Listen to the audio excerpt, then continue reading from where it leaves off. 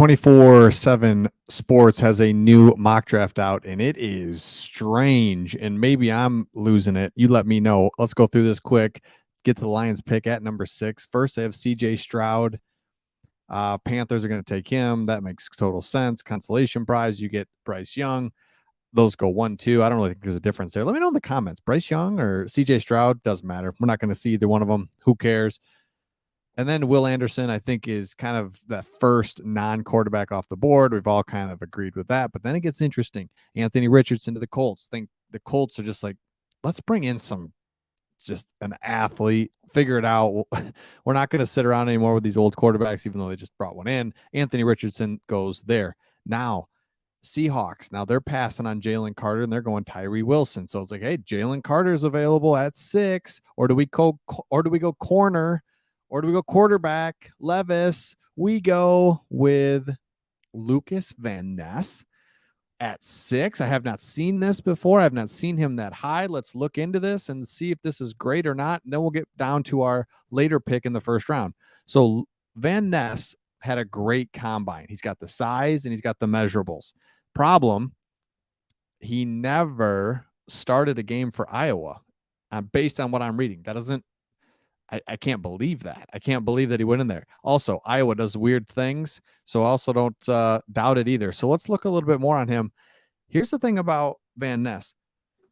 Here it is. Despite being a highly attractive prospect, he never started a game for the Hawkeyes. Okay, but he's a high ceiling prospect that's only scratching the surface. So essentially what they're saying with him is he basically has not really figured it out yet. So if you're somebody that can take him and get into his measurables and figure out how to use him the best that you can, then you've got something here. He's a good inside, outside, versatile guy.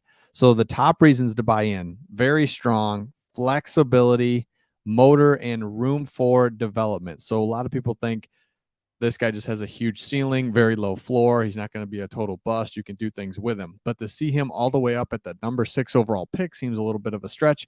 Seen him in the second round, I think, but not this high. But at 6'5", 275, 272, 34-inch wing arm length, big hands, 4.58 in the 40-yard dash. I mean, all of his testing was really good. And we'll get to his RAS score here in just a second.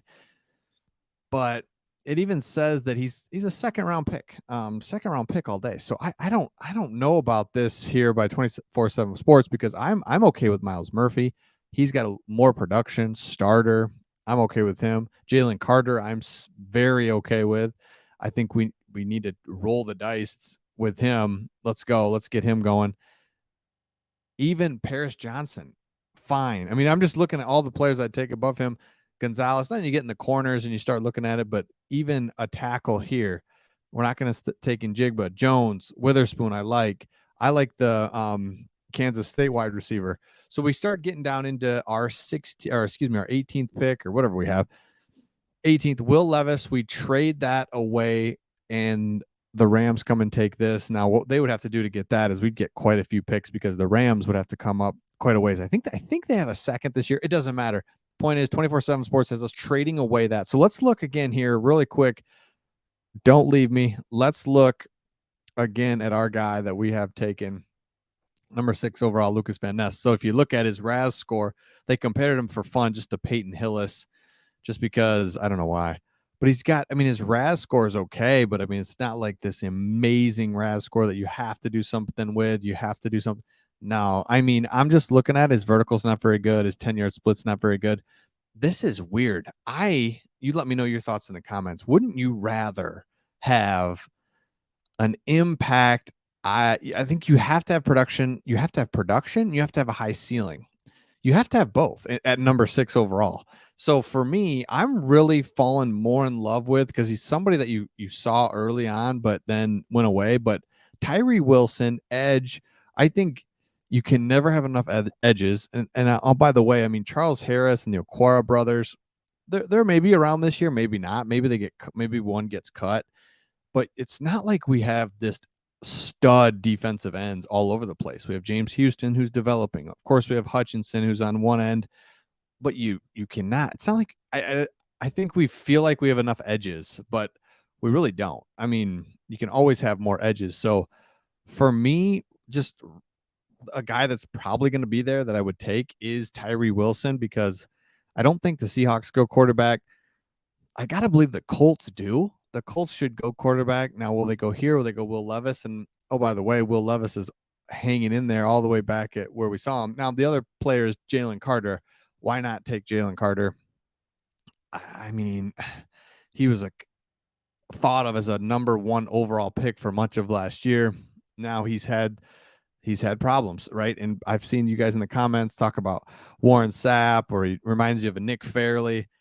Remember now, Nick Fairley was good for a few years, get injured, but I know what you're saying. He does have the Nick Fairley vibes, but at the same time, man, what if he is a Warren Sapp guy? Kind of just not. By the way, I don't like Warren Sapp, just for the record.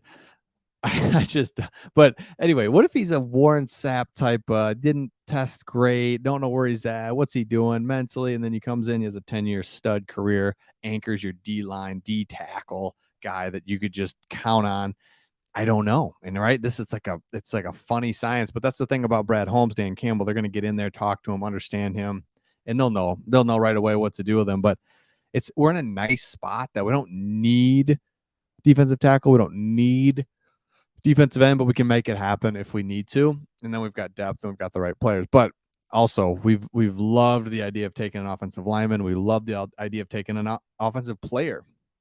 Another thing about this, I didn't see Bijan in the first round in this mock draft. So that was kind of weird, because everyone loves. Okay, here he is. Sorry, 21. That's about where we think he's going to go. Quentin Johnston. I like any offensive position except for quarterback. That's right. Any offensive position except quarterback, running back, wide receiver, any of the linemen. Absolutely. Let's keep that strength going. We're all focused on the defense, as we should be, but offense, we need depth there. There's guys that are kind of come up for contracts. We don't have, wide receiver, the loss of Chark takes that position from being real nice, solid, to we could maybe use somebody at wide receiver, because you got the Khalif Raymonds, the Cephas's of the world, but at wide receiver, but your top end receiving talent now is down just a little bit. So, again, maybe you do something there. So let me know your thoughts in the comments on these guys. This is a strange mock draft to me. I don't think I like it. I haven't seen that name pop up. Some different names going higher or lower. So there's a lot more movement to happen here as we get closer to the draft. Let me know your thoughts in the comments, and we'll see all of you on the next one.